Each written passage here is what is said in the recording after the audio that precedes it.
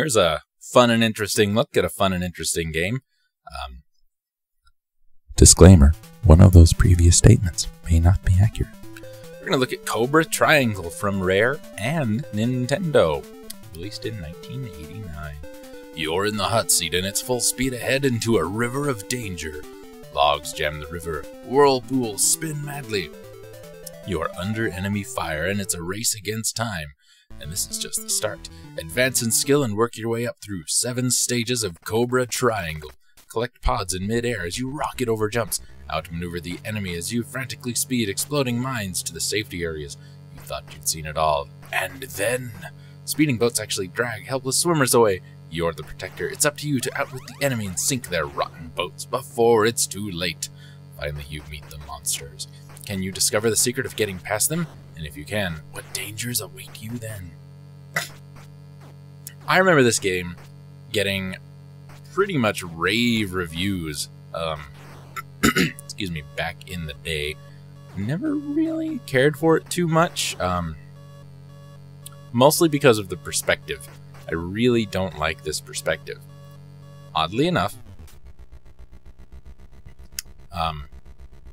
as I was recording the footage for this, I thought this game really feels a lot like RC Pro-Am, which is probably one of the few non-Mario Kart racing games that I actually enjoy playing, if not the only one.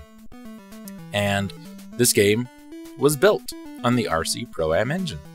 So that would be why. It actually was released right after RC Pro-Am, which was very, very successful. Single-player game developed by Rare. It's similar to RC Pro-Am, and it's an action racing game. Has this weird isometric perspective. Though instead of cars, this game features motorboats. Yeah, motorboats with very tiny propellers. Not underwater either. Anyway. The overall objective is to complete all the missions in a given amount of time while avoiding obstacles such as sharks, jumps, waterfalls, enemy land guns, and enemy boats. Missions include racing against the clock, racing opposing boats, protecting stranded people from boats taking them, collecting mines to deposit them in a detonation area, fighting enemy bosses, jumping the waterfalls, and bonus levels in which you have to shoot targets and jump over ramps and collect pods. Now, the game box says there are 7 stages. However, this says there are 25, including boss stages, and this is what I'm thinking. I think the game box is calling it 7, but there's actually like to a group, there's like 5 small stages that end with a boss, and I think it's probably calling it that. Every group of 5 is a stage, if you want to call it that. You should call them 25 missions in 5 stages, 7 stages, whatever.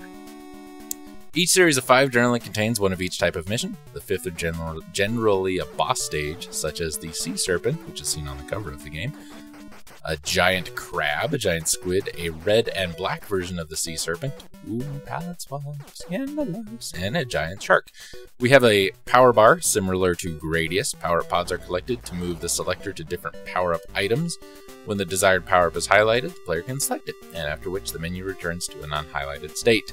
Menu options are Turbo, to increase the speed of the boat, Fire, to increase the number of bullets for the primary gun, Speed, which increases the shot and rate of fire, Missile, improves missiles, and Force. Oh, that's so you can move objects with your mind.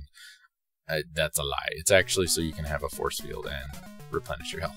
Speedboat, used for the gameplay, starts with a single gun, which can be upgraded to a quadruple spread shot. 4 different spread shots all at once. Missiles can be added to a boat's arsenal and can be upgraded to heat seekers, which might work on reptiles. Between stages which are not connected by water, the Cobra class has a helicopter-style propeller that extends from the roof of the cabin. However, this flying state of the boat is never used in gameplay. The boat has a 12-point damage bar, which can be reduced by contact with obstacles or enemy fire. Like I said, the game pretty popular back in the day, as most Rare games were. It was really kind of... it feels really arcadey. Rare was good at that, taking an arcade feel and putting it into the NES. Some of their other games didn't do it quite as much as this. Wizards and Warriors, for example. Rare worked on that one. And then Rare also kind of worked on a lot of the first generation of game show games, you know, Jeopardy, Wheel of Fortune, and all that. Anticipation, I think. Rare got involved with a lot of those. You know, I like it. It's kind of fun. It's kind of hard. I'm not a fan of this perspective in an action game. Thankfully, there are racing segments which kind of break up the monotony of that.